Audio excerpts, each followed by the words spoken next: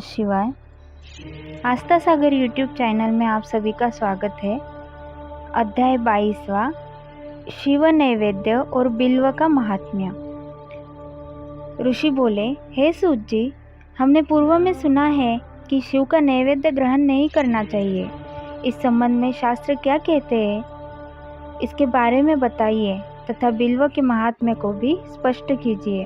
सूत जी ने कहा, हे मुनियों, आप सभी शिव व्रत का पालन करने वाले हैं, इसलिए मैं आपको प्रसन्नतापूर्वक सारी बातें बता रहा हूँ।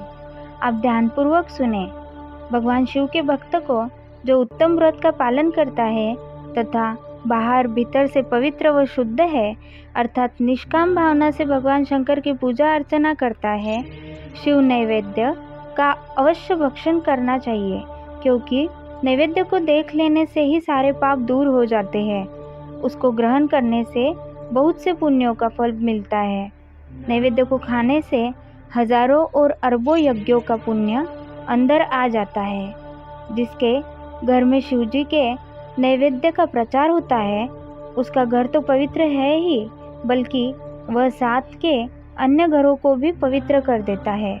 इसलिए सिर झुकाकर प्रसन्नतापूर्वक एवं भक्ति भावना से इसे ग्रहण करे और इसे खा ले।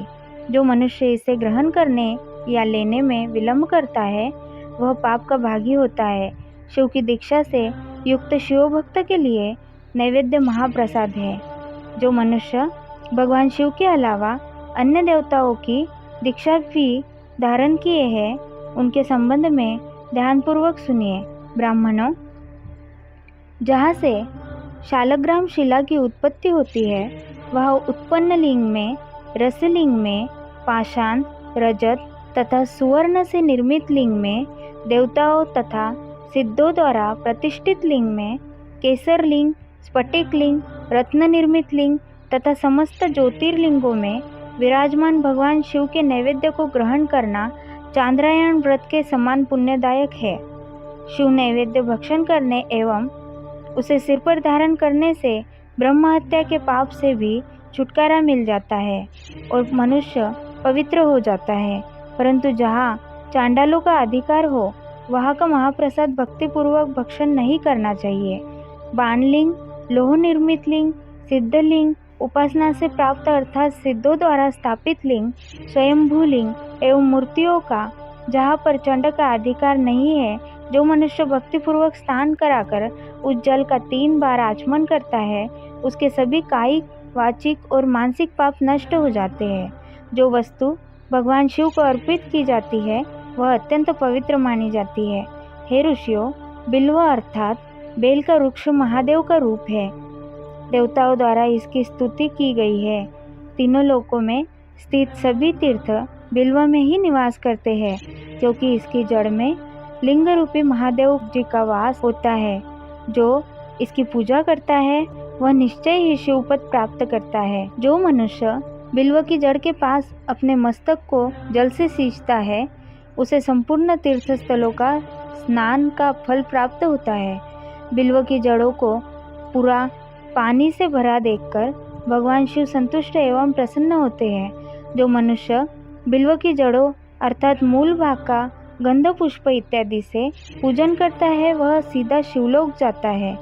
उसे संतान और सुख की प्राप्ति होती है। भक्तिपूर्वक पवित्र मन से बिल्व की जड़ में दीपक जलाने वाला मनुष्य सब पापों से छूट जाता है।